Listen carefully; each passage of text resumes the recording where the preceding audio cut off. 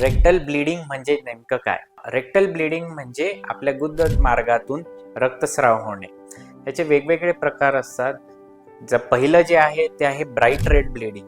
Bright red bleeding जे आहे ते युजली आपल्या lower part of your digestive tract म्हणजेच आपल्या ॲनल कॅनल किंवा डिस्टल रेक्टम इथून होणारं ब्लीडिंग असतं, जे ब्राईट रेड इन कलर असतं. दुसरं जे ब्लीडिंग आहे ते आहे डार्क रेड ब्लड.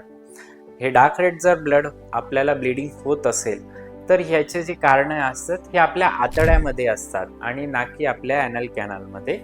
तर ह्याच्यासाठी आपल्याला आतड्याची तपासणी करणे गरजेची असते. आणि तिसरं जे आहे ते आहे ब्लीडिंग म्हणजे आपली संडास जी आहे ती काळ्या रंगाची होते, ज्याला आपण म्हणतो मलिना. मलिना जो असतो हा नेहमी एक कन्सर्निंग आणि एक वॉर्निंग साईन असते. त्याच्यामध्ये आपल्याला आपल्या वरचा आतडा म्हणजे अप्पर GI ट्रॅक्ट त्याची तपासणी करणे खूप गरजेची असते, कारण हे जे ब्लीडिंग आहे हे तिथून येण्याचे चान्सेस असतात.